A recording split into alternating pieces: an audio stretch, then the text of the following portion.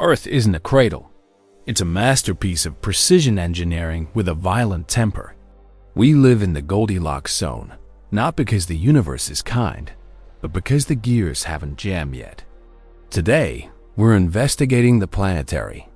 Resets that remind us we are guests here, not masters.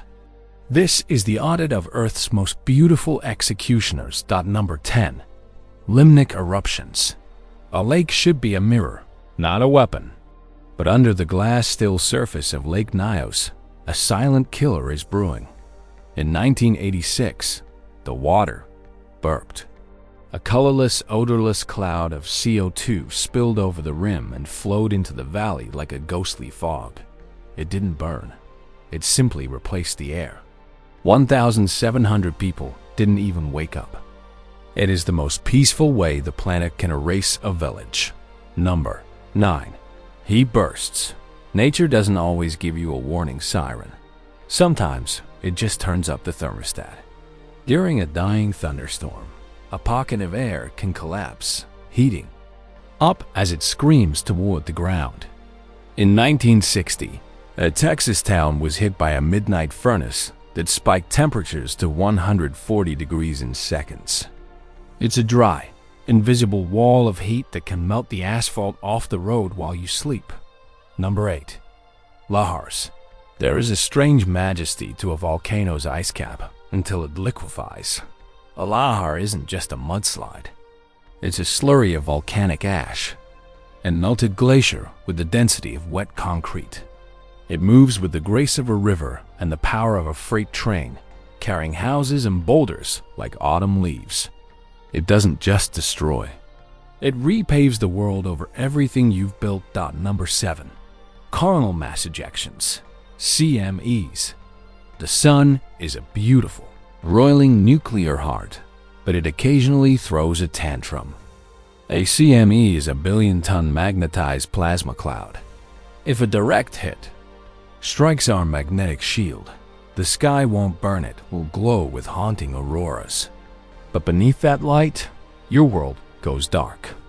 It's a silent technological heart attack, capable of resetting our digital civilization to the 1800s in a single afternoon. Number 6. Mega tsunamis. Forget the waves. You know, a mega tsunami is a vertical wall of displacement. In Lituya Bay, an entire mountainside fell into the water, triggering a wave 1,700 feet high. It didn't just flood the coast. It stripped the earth down to the bedrock, hundreds of feet above sea level. It is gravity's ultimate show of force, a liquid mountain reclaiming the land. Number 5. Pyroclastic flows. This is the most terrifyingly beautiful sight in geology, and the last one you'll ever see. A 1,000-degree cloud of ash and gas that flows down a volcano at 400 miles per hour. It defies the laws of fluid dynamics. You don't burn in a pyroclastic flow. You undergo instant molecular transformation.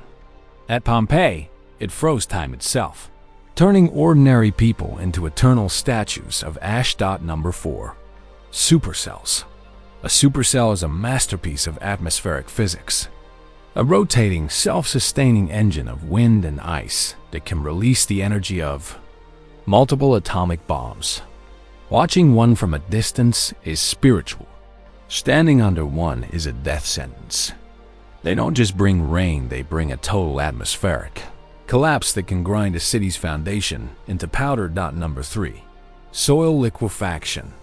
This is the ultimate betrayal. During a massive earthquake, high-pressure water turns solid ground into a heavy liquid. Buildings don't crumble. They slowly and perfectly sink upright into the earth. Entire apartment blocks in Japan have been swallowed whole by the street.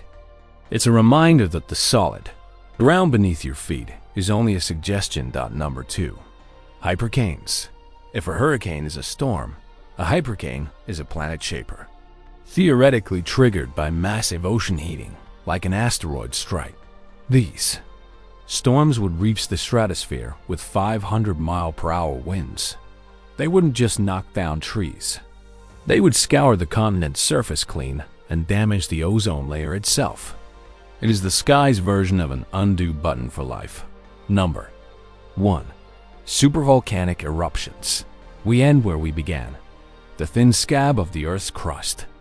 Yellowstone is a cathedral of nature, but beneath the hot springs is a loaded chamber. An eruption here would be 2,500 times larger than St. Helens. It wouldn't just be an explosion. It would be a volcanic winter, a decade of gray skies and failed harvests. It's not a question of if, but when the Earth decides to turn the page on our chapter.